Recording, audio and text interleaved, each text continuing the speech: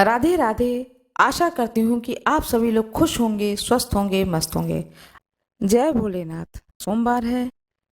भगवान शंकर की कृपा आप लोगों को प्राप्त हो। पूरे शिव परिवार की कृपा आप लोगों को प्राप्त हो। आप लोगों के सारे कष्टों को भगवान दूर करें। आज मैं आप लोगों को कथा सुनाने जा रही हूँ। भगवान शिव की सोमवार की कथा। सोमवार की कथा सुनाने जा रही हूँ।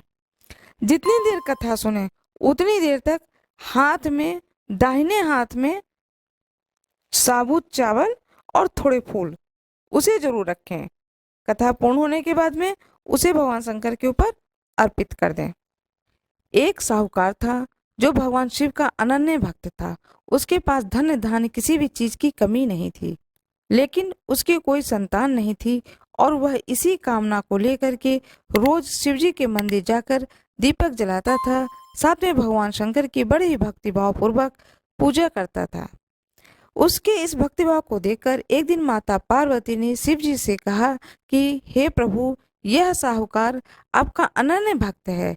इसको किसी भी बात का कष्ट है तो आपको उसे अवश्य दूर करना चाहिए। शिव जी बोले, पार्वती, इस साहूकार के पास पुत्र नहीं है, यह इसी से दुखी रहता है। माता पार्वती कहती हैं कि हे ईश्वर, कृपा करके इसे पुत्र का वरदान दे दीजिए। तब भोलेनाथ ने कहा कि हे पार्वती, साहूकार के भाग में पुत्र का योग नहीं है। ऐसे में अगर इसे पुत्र प्राप्ति का वरदान मिल जाए भी गया तो वह केवल 12 वर्ष की आयु तक ही जीवित रहेगा। यह सुनने के बाद भी माता पार्वती ने कहा कि हे प्रभु, आपको इस साहूकार को पुत्र का वर देना ही होगा, अन्यथा भक्त क्यों आपकी सेवा पूजा करेंगे। बड़े ही भक्तिभाव से यह साहूकार आपकी पूजा करता है, इस उम्मीद से पूजा करता है कि इसकी मनोकामना की पूर्ति होगी। माँ पार्वती भोले बाबा से कहती हैं कि कृपया इसके भक्ति को देखते हुए इसकी मनोकामना की पूर्ति करें। माता के बार बार कहने से भोलेनाथ ने साहूकार को पुत्र का वरदान दिया, लेकिन साथ में यह भी कहा कि वह केवल 12 वर्ष तक ही जीवित रहेगा। साहूकार यह सारी बातें सुन रहा था, इसलिए उसे न तो खुशी हुई और न ही दुख। वह पहले की तरह भोलेनाथ की पूजा अर्चना करता रहा। उधर सेठानी गर्भवती हुई और 9वें महीने में उसे सुंदर बालक की प्राप्ति हुई। परिवार में खूब हर्ष उल्लास मनाया गया, लेकिन साहूकार पहले की ही तरह रहा। उसे बालक की 12 वर्ष की आयु का जिक्र किसी से भी नहीं किया। जब बालक की आयु 11 वर्ष की हो गई तो एक दिन साहूकार की सिठानी ने बालक के विवाह के लिए कहा। तो साहूकार ने कहा कि वह अभी बालक को पढ़ने के लिए काशी भेजेगा। इसके बाद उसने बालक के मामा जी को बुलाया और कहा कि इसे काशी पढ़ने के लिए ले जाओ और रास्ते में जिस भी स्थान पर रुकना वहाँ यज्ञ करना, ब्राह्मणों को भोजन कराते हुए आगे बढ़ना। उन्होंने भी इसी तरह करते हुए जा रहे थे कि रास्ते में एक राजकुमारी का विवाह था। जिससे उसका विवाह होना था वह एक आंख से काना था। उसके पिता ने जब अति सुंदर साहूकार के बेटे को देखा तो उसके मन में आया कि क्यों न इसे ही घोड़ी पर बिठाकर शादी के सारे कार्य संपन्न करा लिए जाएं। तो उन्होंने मामा से बात की और कहा कि इसके बदले में वह अथाह धन देंगे। वह राजी हो गए। इसके बाद साहूकार का बेटा विवाह की वेदी पर बैठा और जब विवाह का कार्य संपन्न हो गए तो जाने से पहले उसने राजकुमारी को चुनरी के पल्ले पर लिख कर दिया कि तेरा विवाह तो मेरे साथ हुआ, लेकिन जिस राजकुमार के साथ भेजेंगे वह तो एक आंख का काना है। इसके बाद वह अपने मामा के साथ काशी के लिए चला गया। उधर जब राजकुमारी ने अपनी चुनरी पर यह लिखा हुआ पाया तो उसने राजकुमार के साथ जाने से मना कर दिया। तो राजा ने भी अपनी पुत्री को बारात के साथ विदा नहीं किया। बारात वापस लौट गई। उधर मामा और भांजे काशी पहुंच गए। एक दिन जब मामा ने यज्ञ रचा रखा था और भांजा बहुत देर तक बाहर नहीं आया तो मामा ने अंदर जाकर देखा तो भांजा के प्राण निकल चुके थे। वह बहुत परेशान हुए, लेकिन सोचा कि अभी रोना पीटना मचाया तो ब्राह्मण चले जाएंगे, यज्ञ का कार्य अधूरा रह जाएगा। जब यह यज्ञ संपन्न हुआ तो मामा ने रोना पीटना शुरू किया। उसी समय शिव पार्वती उधर से जा रहे थे। माता पार्वती ने शिव जी से पूछा, हे प्रभु, ये कौन रो रहा है। तभी पता चलता है कि यह तो भोलेनाथ के आशीर्वाद से जन्मा साहूकार का पुत्र है। तब माता पार्वती कहती हैं कि स्वामी, इसे जीवित कर दें। अन्यथा रोते रोते इसके माता पिता के प्राण निकल जाएंगे।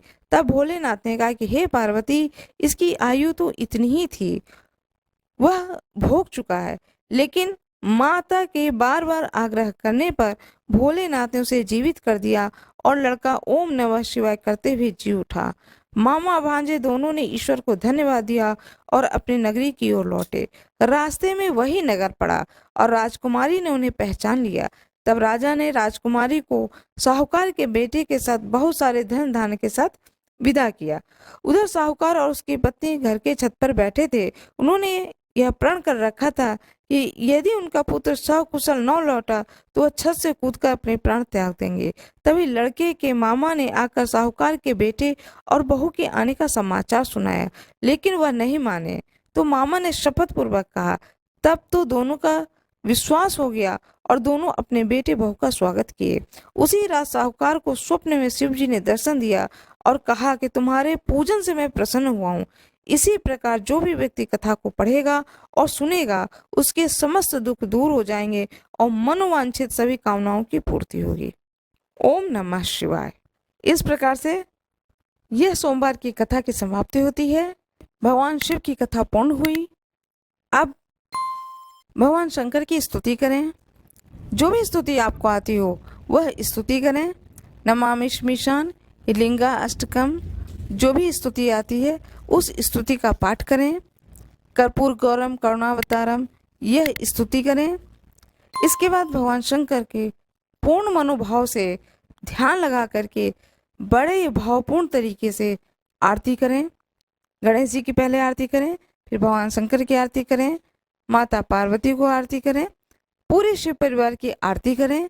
आरती करने के बाद में जो भी आपने भोग लगाया है, जो भी भोग के लिए वहाँ पर प्रसाद स्वरूप रखे हैं आप, फल है, पंचामृत है और मेवा है। सूखे मेवा भी भगवान शंकर को भोग लगाया जाता है, तो मेवा है। जो जिन जिन चीज़ों का आपने भोग लगाया है उसे भोग लगाएं। भोग लगाने के बाद में आरती पूरे परिवार को दें। पूरे परिवार भावपूर्ण तरीके से आरती ले। भगवान शंकर का जो प्रसाद है उसे पूरे परिवार को दें और स्वयं भी ग्रहण करें। जो व्रती है वह स्वयं भी ग्रहण करें। इस तरह से करने से भगवान शंकर का जो ये कथा है, इसको सुनने का पूर्ण फल प्राप्त होता है। भगवान शंकर के ऊपर कुछ न कुछ, जो शिवलिंग है उसके ऊपर कुछ न कुछ दक्षिणा अवश्य रख दें। इस बात का जरूर ध्यान रखें। यदि घर में पूजा कर रहे हैं तो पूजा स्थान पर शिवलिंग हो, फोटो हो, जो भी हो, उस पर कुछ दक्षिणा चढ़ा दें। और यदि मंदिर में है तो भी दक्षिणा वहाँ रख दें। चलते समय उस दक्षिणा को उठा करके दान पात्र में डाल दें, या कोई पुजारी जी हो, कोई पंडित जी हो मंदिर में, तो पंडित जी को दे दें।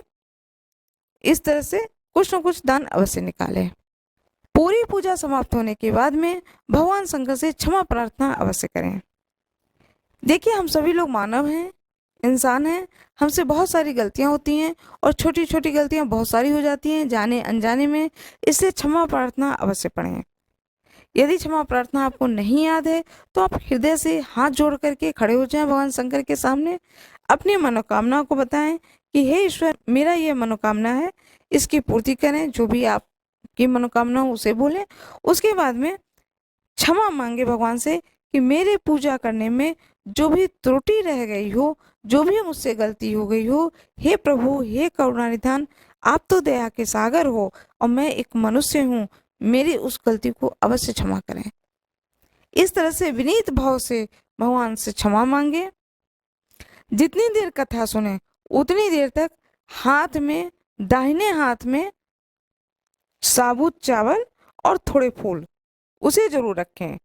कथा पूर्ण होने के बाद में उसे भगवान शंकर के ऊपर अर्पित कर दें। यह कार्य अवश्य करें। ओम नमः शिवाय, इस मंत्र का जाप अवश्य करें। शिवालय में खड़े हो चाहे घर में हो, 108 बार जरूर पढ़ें। रुद्राक्ष का माला हो तो उसके ऊपर 108 बार जरूर पाठ करें। ओम नमः शिवाय का अवश्य जाप करें। मेरा ये वीडियो अच्छा लगा हो तो कमेंट बॉक्स में जरूर बताएं, ओम नमः शिवाय लिखें। मेरे वीडियो को लाइक करें। हर हर महादेव। माता पार्वती की जय हो, गणेश जी की जय हो। आज मैं आप लोगों को कथा सुनाने जा रही हूँ। भगवान शंकर और माँ पार्वती के विवाह की कथा। हमारे पौराणिक ग्रंथों में अनेकानेक देवी देवताओं के विवाह का वर्णन है, किंतु जैसी भव्य सुंदर बारात का वर्णन भगवान शंकर और माँ पार्वती के विवाह के संदर्भ में दिया गया है, उसकी तुलना कहीं भी नहीं हो सकती है। इस बारात के विषय में कहा जाता है कि इसमें संसार के सभी प्राणी सम्मिलित हुए थे और उनके भार से पृथ्वी अपनी धुरी पर झुक गई थी। उसे संतुलित करने हेतु भगवान शंकर ने महर्षि अगस्त्य को अपने आशीर्वाद और उनके समस्त पुण्य फल के साथ पृथ्वी के दूसरे छोर पर भेजा, तब जाकर पृथ्वी का संतुलन सही हो पाया। माता पार्वती का भगवान शंकर को तपस्या कर विवाह के लिए मना लेना भी एक असंभव कार्य था, क्योंकि माता सती के देहवासन के पश्चात महादेव वैरागी हो गए थे। जब वे विवाह हेतु मान गए तो उनके विवाह की तैयारी में त्रिलोक जुट गया। भोलेनाथ ही एकमात्र ऐसे देव हैं जो देव, दैत्य, मानव, दानव, असुर, राक्षस, गंधर्व, नाग, किन्नर, यक्ष, भूत, प्रेत, पिशाच, बैताल, डाकनी, शाकनी, यातुदान, ब्रह्म राक्षस और इसके अतिरिक्त भी समस्त जातियों के लिए पूज्य हैं। इसके अतिरिक्त वे पशुपतिनाथ हैं। इसी कारण पशु जाति भी उनके विवाह में सम्मिलित होने के लिए तत्पर थे। इनमें से कई तो ऐसे हैं जो एक दूसरे के घोर शत्रु थे, किंतु देवाधिदेव के विवाह में सम्मिलित होने के लिए सारे मतभेद को भुला दिए। उधर माता पार्वती भी परमपिता ब्रह्मा के पुत्र पर्वतराज हिमालय की पुत्री थीं। वे एक प्रकार से शाही विवाह था। इसी कारण सभी प्रकार की व्यवस्था का ध्यान रखा गया था। उधर सभी लोग सबसे पहले अपने पूरे ठाट बाट के साथ कैलाश पर सारे देवता उपस्थित हुए। शिवगण तल्लीनता से महादेव का श्रृंगार करने में व्यस्त थे। जटाजूट, नाग, रुद्राक्ष, भस्म, मुंडमाला इत्यादि से उनका श्रृंगार किया गया। समस्त अप्सराएं कैलाश पर नृत्य कर रही थीं और महादेव का अद्भुत रूप देखकर कह रही थीं कि उनके योग्य कन्या तो त्रिलोक में नहीं मिलेंगी। बारात और मित्र वर से परिहास ना करें, ऐसा भला हो सकता है? भगवान विष्णु भी महादेव का यह रूप देखकर हंसते हुए बोले, ऐसे अद्वितीय वर के लिए तो यह बारात योग्य नहीं है। अवश्य ही कन्या के घर में हमें लज्जित होना पड़ेगा। श्री हरि की ऐसी हंसी ठिठोली सुनकर महादेव ने प्रसन्न होते हुए नंदी से सभी को एकत्रित करने को कहा। तब सब लोगों ने एक साथ ऐसा कोलाहल किया जिसकी तुलना नहीं हो सकती है। इस तरह से भगवान शंकर की बारात निकली।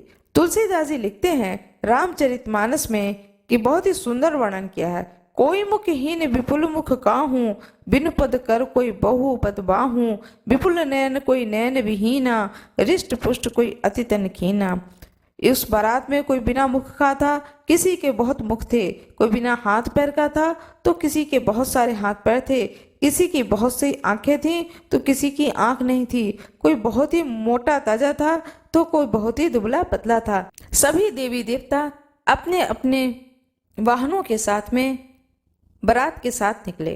अपने गणों भृंगी, वीरभद्र, भैरव, क्षेत्रपाल, गणेश्वर, शंखकर्ण, कंकराक्ष, विकृत, विशाख, विकृतानन, ये सब अत्यंत शोभादायी दिखाई दे रहे थे। स्वयं चंडी देवी महादेव की बहन बनकर आई थीं। उनका रूप भी अद्भुत था। उन्होंने सर्पों का आभूषण धारण किए था, प्रेत पर सवार थीं एवं सर पर स्वर्ण कलश उठाया हुआ था। बारात के मध्य में भगवान विष्णु एवं भगवान ब्रह्मा क्रमशः गरुड़ एवं हंस पर सारी व्यवस्था का निरीक्षण करते हुए चल रहे थे। माता गायत्री, सावित्री, सरस्वती, लक्ष्मी और अन्य पवित्र माताएं उस बारात की शोभा बढ़ा रही थीं। सप्त ऋषियों सहित सभी ऋषि मुनि स्वास्ति गान करते हुए चल रहे थे। देवराज इंद्र समस्त देवताओं से एवं कुबेर, यक्षों एवं गंधर्वों से घिरे चल रहे थे। श्रेष्ठ मनुष्य इन सभी के दर्शन कर स्वयं को धन्य मानते हुए आगे बढ़ रहे थे। भगवान शिव को तनिक पीछे छोड़कर भगवान विष्णु और परमपिता ब्रह्मा शेष देवताओं, यक्ष, गंधर्वों आदि को लेकर आगे बढ़े। हिमालय के द्वार पर अनेकानेक सुंदर स्त्रियों के बीच माता पार्वती की माता मैनावती ने सबका स्वागत किया। श्री हरि, ब्रह्मा जी और सभी देवताओं का सुंदर रूप देखकर मैनावती अत्यंत प्रसन्न हुई एवं व्यग्रता से भगवान शिव के आने की प्रतीक्षा करने लगी। शिव गणों, भूत प्रेतों से घिरे अद्भुत वेशधारी महादेव जब वहां पहुंचे तो उनका भयानक रूप देखकर नगरवासी डरकर पीछे हटने लगे। मैनावती तो मारे भय के अचेत हो गईं। वहां उपस्थित श्रेष्ठजन एवं स्वयं हिमालय राज भी महादेव की लीला न समझकर उनका वह रूप देखकर दुखित हो गए। हिमालय राज ने दुखी मन से उन अद्भुत वेशधारी शिव को द्वार के अंदर आमंत्रित किया। तभी मैनावती की तंद्रा टूटी और उन्होंने उस विवाह से मना कर दिया। अपनी पुत्री पार्वती को अपने अंक में भरकर रोते हुए बोली, हे पुत्री, क्या इस भयानक वेशधारी वर हेतु ही तुमने इतनी भीषण तपस्या की थी? अपनी ऐसी सुंदर और कोमल पुत्री, जिसकी संसार में कोई तुलना नहीं है, को मैं कदापि इस औघड़ के हाथों नहीं सौंपूंगी। पता नहीं नारद को मुझसे कौन सा ऐसा बैर था जो तुम्हारा लगन इस भभूतधारी के साथ लगवा दिया। चाहे मेरे प्राण ही क्यों न जाए, किंतु मैं ये विवाह नहीं होने दूंगी। इस प्रकार मैनावती अपने पुत्र को पकड़े विलाप करने लगी। तब माता पार्वती ने मैनावती को समझाते हुए कहा, हे माता, तुम महादेव की इस लीला को नहीं जानती हो। वैसे भी मनुष्य के प्रारब्ध में जो होता है उसे वही प्राप्त होता है। तब हिमालय राज ने अपनी पत्नी को समझाते हुए कहा कि प्रिय, तुम कदाचित अपनी पुत्री को नहीं पहचान रही हो। पूर्व काल में श्री राम की पत्नी सीता का रूप धरने के कारण जिस जगत जननी सती को महादेव ने त्याग दिया था, वही इसी जन्म में तुम्हारी पुत्री के रूप में जन्मी है। इसका संबंध तो महादेव से पहले से ही जुड़ चुका है। आज तो बस विवाह की औपचारिकता भर है। अपनी पुत्री और पति के ऐसे वचन को सुनकर मैनावती ने अंततः वर का स्वागत किया। तब अपनी सास को दुखी देखकर महादेव ने कोमल स्वर में उनकी इच्छा पूछी। तब मैनावती ने उनसे उस औघड़ के वेश को छोड़कर राजकुमारों वाला वेश धरने की इच्छा की। उनकी प्रार्थना को स्वीकार कर भगवान शिव ने नारायण से स्वयं का श्रृंगार करने को कहा। तब भगवान विष्णु और देवताओं ने महादेव को जनवासे में ले जाकर उनका श्रृंगार किया और जब वह वेदी पर आए तो उनका रूप करोड़ों कामदेवों को भी लज्जित कर रहा था। उस समय तक जो कोई देवी पार्वती को अद्भुत रूप देखकर आश्चर्य करते, वे महादेव के इस अति सुंदर रूप को देखकर मंत्रमुग्ध हो गए। विवाह से पूर्व वर वधु पक्ष द्वारा अपने कुल का परिचय देने की रस्म आई। तब पर्वतराज हिमालय ने गर्वपूर्वक अपने कुल का परिचय देते हुए कहा, यह समस्त जगत जिस महाब्रह्मा से उत्पन्न हुआ है, मैं उनका पुत्र हूँ। सप्त ऋषियों सहित सभी मानस पुत्र, प्रजा का पालन करने वाले महाराज मनु, देवर्षि नारद इत्यादि मेरे भ्राता हैं। महापर्वत मेरु की पुत्री मैनावती कन्या की माता हैं और संसार के सभी पर्वत और वनस्पति उनके संबंधी हैं। यह कहकर हिमालय ने वर से अपने कुल के परिचय देने को कहा। यह देखकर सभी ने महादेव की ओर देखा, किंतु वे मौन बैठे रहे। तभी हिमालय ने श्री हरि एवं अपने पिता ब्रह्मा जी से वर के कुल का परिचय देने को कहा, किंतु वे दोनों भी मौन बैठे रहे। तभी सभी को दुविधा में देखकर देवर्षि नारद ने अपनी वीणा बजाना आरंभ कर दिया। यह देख करके मैनावती ने उनसे पूछा, इतनी गंभीर बात पर वे अपनी वीणा की ध्वनि को क्यों दे रहे हैं? तब नारद जी ने कहा, हे देवी, मैं आपको महादेव की उत्पत्ति के विषय में संकेत दे रहा हूँ। ये स्वयं शंभु हैं, इसलिए न तो इनका कोई पिता है, न माता है, न कोई कुल है अथवा गोत्र है। जब संसार अस्तित्व में आया तो जो सबसे पहली चीज उत्पन्न हुई थी वह ध्वनि, जो आदिनाद भी इन्हीं निर्विकार महारुद्र द्वारा ही अस्तित्व में आया है। इसी कारण से मैं अपनी वीणा को तान दे रहा हूँ। यह सुनकर हिमालय और मैनावती महादेव के चरणों में झुक गए एवं विधि पूर्वक देवी पार्वती का विवाह भोलेनाथ से किया। स्वयं ब्रह्मा जी ने विवाह संपन्न करवाया। तत्पश्चात मैनावती ने माता पार्वती को श्रेष्ठ सती के कर्तव्यों का उपदेश दिया और फिर अनेकानेक उपहार देकर पर्वतराज ने अपनी पुत्री को विदा किया। जो कोई भी भगवान शिव और माता पार्वती के विवाह की इस पावन कथा को सुनता है, उनके सारे कष्टों का नाश होता है। जिस किसी का भी विवाह होने वाला है, वे इस कथा को अवश्य सुने। यदि किसी कन्या अथवा वर के विवाह में विलंब हो रहा हो तो इस कथा को सुनने से शीघ्र ही उन्हें मन चाहे वर वधु की प्राप्ति होती है। हर हर महादेव। बाबा भोलेनाथ की जय, माता पार्वती की जय, भगवान गणेश की जय, भगवान विष्णु की जय, सभी देवी देवताओं की जय, ऋषि गणों की जय।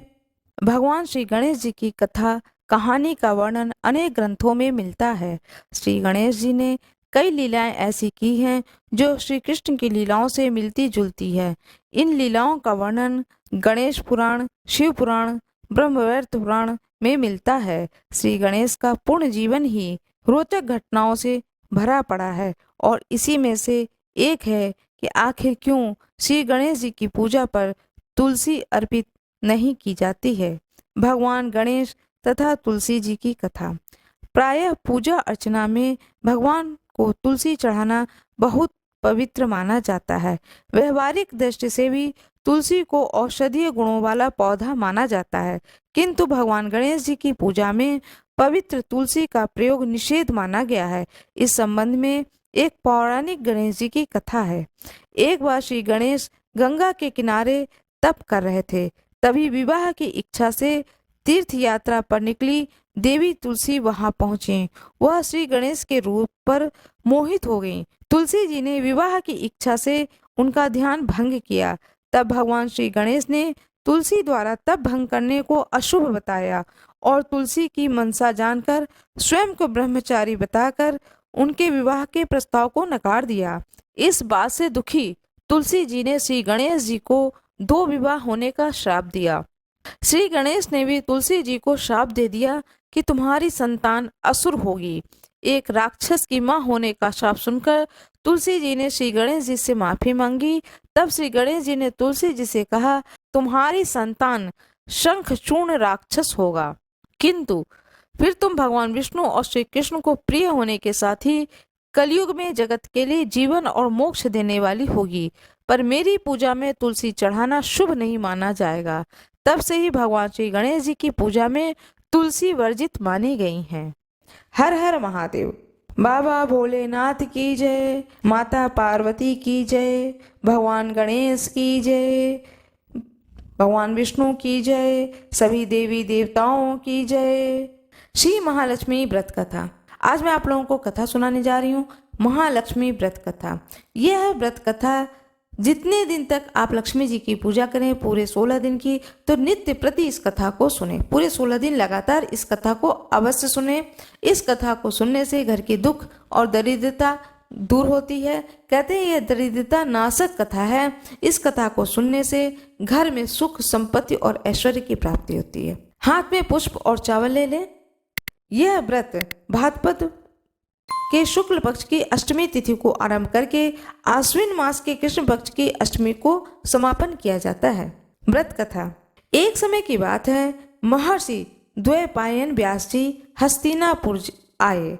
उनका आगमन सुनकर के समस्त राजकुल के कर्मचारी महाराज भीष्म सहित उनका सम्मान आदर कर राजमहल में महाराजा को सुवर्ण के सिंहासन पर विराजमान करके अर्ध पाद्य आचमन से उनका पूजन किया। व्यास जी के स्वस्थ चित्त होने पर राजरानी गांधारी और माता कुंती ने हाथ जोड़कर प्रश्न किया कि महाराज, आप त्रिकालज्ञ हैं, तत्वदर्शी हैं।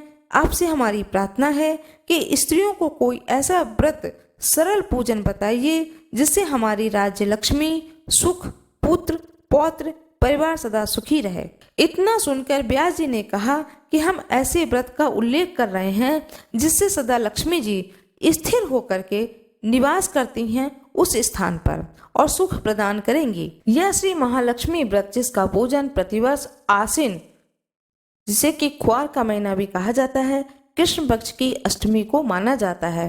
तब राजरानी गांधारी ने कहा कि हे महात्मन, यह व्रत कैसे आरंभ होता है, किस विधान से पूजन होता है, यह विस्तार से बताने का कष्ट करें।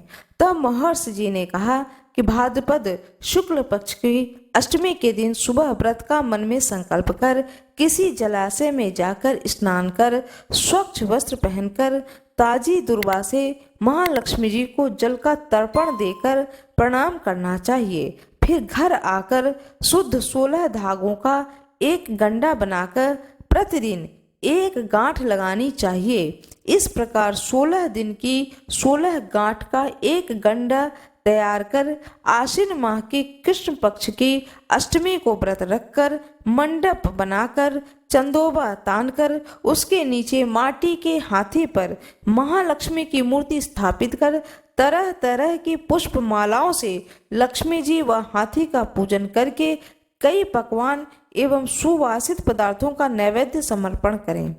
श्रद्धा सहित महालक्ष्मी व्रत करने से आप लोगों को राजलक्ष्मी सदा स्थिर रहेंगी, ऐसा विधान बताकर व्यास जी अपने आश्रम को प्रस्थान कर गए। इधर समय अनुसार भाद्रपद मास के शुक्ल पक्ष की अष्टमी से समस्त राजघरानों की नारियों एवं नगर स्त्रियों ने श्री महालक्ष्मी के व्रत आरंभ कर दिया। बहुत सी नारी गांधारी के साथ प्रतिष्ठा पाने हेतु व्रत का साथ देने लगीं। कुछ नारी माता कुंती के साथ भी व्रत को आरंभ करने लगीं, पर गांधारी जी द्वारा कुछ द्वेष भाव चलने लगा।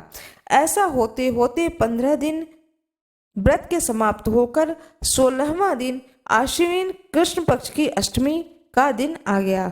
उस दिन प्रातः काल से नर नारियों ने उत्सव मनाना आरंभ कर दिया और समस्त नर नारी राजमहल में गांधारी जी के यहाँ उपस्थित हो तरह तरह से महालक्ष्मी जी के मंडप व माटी के हाथी बनाने और सजाने की तैयारियां करने लगीं। गांधारी जी ने नगर के सभी प्रतिष्ठित नारियों को बुलाने को सेवक भेजा, पर माता कुंती को नहीं बुलवाया और न ही कोई सूचना भेजी। उत्सव वाद्य की धुन गुंजारने लगी, जिससे सारे हस्तिनापुर में खुशी की लहर दौड़ गई। माता कुंती ने इसे अपना अपमान समझकर बड़ा ही रंज मनाया और वह दुखी हो गई और व्रत की तैयारी नहीं की। इतने में महाराज युधिष्ठिर, अर्जुन, भीमसेन, नकुल, सहदेव सहित 5 पांडव उपस्थित हो गए। तब अपने माता को गंभीर देखकर अर्जुन ने प्रार्थना की कि हे माता, आप इतनी दुखी क्यों हैं? क्या हम आपके दुख का कारण समझ सकते हैं और दुख करने में भी सहायक हो सकते हैं? आप बताएं। तब माता कुंती ने कहा कि बेटा, जाति अपमान से बढ़कर कोई दुख नहीं है। आज नगर में श्री महालक्ष्मी व्रत उत्सव में रानी गांधारी ने सारे नगर की औरतें सम्मान से बुलाई, पर ईर्ष्यावश मेरा अपमान कर उत्सव में मुझे नहीं बुलाया। पार्थ ने कहा, हे माता, क्या वह पूजन का विधान सिर्फ दुर्योधन के ही महल में हो सकता है? आप अपने घर में नहीं कर सकती हैं? तब माता कुंती ने कहा कि बेटा, कर सकती हूँ, पर वह साज सामान इतनी जल्दी तैयार नहीं हो सकता है, क्योंकि गांधारी के 100 पुत्र हैं और 100 पुत्रों ने माटी का विशाल हाथी तैयार करके पूजन का साज सजाया है। वह ऐसा विधान तुमसे न बन सकेगा और उनके उत्सव की तैयारी आज दिन भर से हो रही है। तब पार्थ ने कहा, हे माता, आप पूजन की तैयारी कर नगर में बुलावा फिराए। मैं ऐसा हाथी पूजन को बुला रहा हूँ जो आज तक हस्तिनापुर वासियों ने न देखा हो और न ही पूजन किया हो। मैं आज ही इंद्रलोक से इंद्र का हाथी ऐरावत, जो पूजनीय है, उसे बुलाकर तुम्हारी पूजा में उपस्थित कर दूंगा। आप अपनी तैयारी करें। इधर माता कुंती ने सारे नगर में पूजा का ढिंढोरा पिटवा दिया और पूजा की विशाल तैयारी होने लगी। तब अर्जुन ने सुरपति को ऐरावत भेजने का पत्र लिखा और एक दिव्य बाण में बांधकर धनुष पर रखकर देवलोक इंद्र की सभा में फेंका।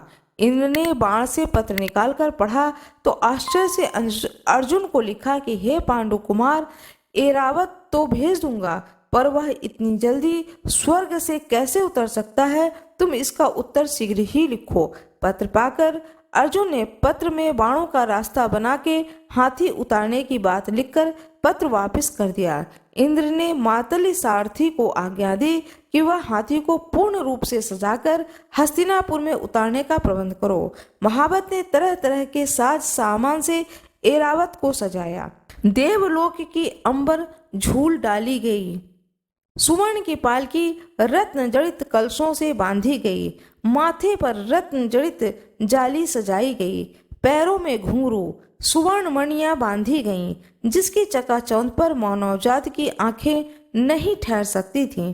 इधर सारे नगर में धूम हुई कि कुंती माता के घर सजीव इंद्र का ऐरावत बाणों के रास्ते पर स्वर्ग से उतरकर पूजा जाएगा। सारे नगर के नर नारी, बालक और वृद्धों की भीड़ ऐरावत को देखने एकत्रित होने लगी। गांधारी के राजमहल में भी इस बात की चर्चा हुई, भी बड़ी चहल पहल मच गई। नगर की नारियां पूजन थाली लेकर भागने लगीं और माता कुंती के महल में उपस्थित होने लगीं। देखते ही देखते सारा महल पूजन करने वाली नारियों से ठसाठस भर गया। सारे नगरवासी ऐरावत के दर्शन को गली, सड़क, महल, अटारियों पर एकत्र हो गए। माता कुंती ने ऐरावत को खड़ा करने हेतु रंग बिरंगे चौक पुरवाकर नवीन रेशमी वस्त्र बिछवा दिए। हस्तिनापुर निवासी तरह तरह की स्वागत तैयारी में फूल, माला, अबीर, केसर हाथों में लेकर पंक्तिबद्ध खड़े थे। इधर इंद्र की आज्ञा पाकर ऐरावत स्वर्ग से बाणों के बनाए रास्ते से धीरे धीरे आकाश मार्ग से उतरने लगा, जिसके आभूषणों की आवाज नगरवासियों को आने लगी। ऐरावत के दर्शन के लिए नर नारियों ने जय जयकार के नारे लगाने आरंभ किए। ठीक सायंकाल ऐरावत माता कुंती के महल के चौक में उतर आया। समस्त नर नारियों ने पुष्प, माला, अबीर, केसर को चढ़ाकर हाथी का स्वागत किया। महाराज धौम में पुरोहित द्वारा ऐरावत पर महालक्ष्मी जी की मूर्ति स्थापना करके वेद मंत्रों द्वारा पूजा की गई। नगरवासियों ने लक्ष्मी पूजा का कार्य करके ऐरावत की पूजा की। फिर तरह तरह के मेवा, पकवान ऐरावत को खिलाए गए। ऊपर से जमुना जल पिलाया गया। फिर तरह तरह के पुष्पों की ऐरावत पर वर्षा की गई। पुरोहित द्वारा स्वस्ति पुण्याह वाचन पर व्रती नारियों द्वारा लक्ष्मी जी का पूजन विधान से कराया गया। कुंती ने व्रत के डोरे के गंडा में 16वीं गांठ लगाकर लक्ष्मी जी के सामने समर्पण किया। ब्राह्मणों को पकवान, मेवा, मिठाई देकर भोजन की व्यवस्था की। तब वस्त्र, द्रव्य, सुवर्ण, अन्न, आभूषण देकर ब्राह्मणों को संतुष्ट किया। तत्पश्चात सभी नर नारियों ने महालक्ष्मी जी का दीपक जलाकर प्रेम से संपूर्ण पूजन कर आरती आरंभ की। भगवान विष्णु की जय हो, माता महालक्ष्मी की जय हो, ऐरावत हाथी की जय हो। जिस तरह से कुंती माता के आंगन में ऐरावत पर सवार होकर माता लक्ष्मी विराजित की गई, घर आंगन में पूजा हुआ और नगर के सभी नगरवासी आए और सुंदर विधि विधान से माता कुंती ने पूजा की। इसी तरह से सभी भक्तों के घर में, आंगन में इसी तरह से सुंदर तरीके से माता लक्ष्मी का पूजन हो, सदा सर्वदा पूजन होती रहे और उनकी कृपा सभी पर होती रहे। महालक्ष्मी जी की पूजा भाद्रपद कृष्ण पक्ष की अष्टमी तिथि से आरंभ होकर के आश्विन मास की अष्टमी तिथि तक यह महालक्ष्मी पूजन चलता है, जो कि पूरे 16 दिन तक चलता है। इस कलयुग में इंसान की इज्जत तभी होती है जब उसके पास लक्ष्मी होती है, धन होता है, वैभव होता है, तभी उसका यश होता है। सारे गुणगान सब कुछ धन और वैभव पर टिका हुआ है। इससे बहुत ही जरूरी है कि लक्ष्मी की कृपा सब पर बनी रहे। जो कोई भी इस व्रत का अनुष्ठान करता है 16 दिन के लिए, कहते हैं माता लक्ष्मी उस पर प्रसन्न होती हैं, उसे धन, धान्य, वैभव, लक्ष्मी, यश, कीर्ति सभी चीजों की प्राप्ति होती है। मेरा यह वीडियो कैसा लगा कृपया कमेंट बॉक्स में जरूर बताएं। कमेंट बॉक्स में माता लक्ष्मी की जय हो अवश्य लिख दें। वीडियो को लाइक करना ना भूलें। चैनल को सब्सक्राइब अवश्य कर दें। बेल आइकन जरूर दबा दें। जो कोई भी मेरे इस वीडियो पर नए हों कृपया वीडियो को लाइक जरूर कर दें। धन्यवाद।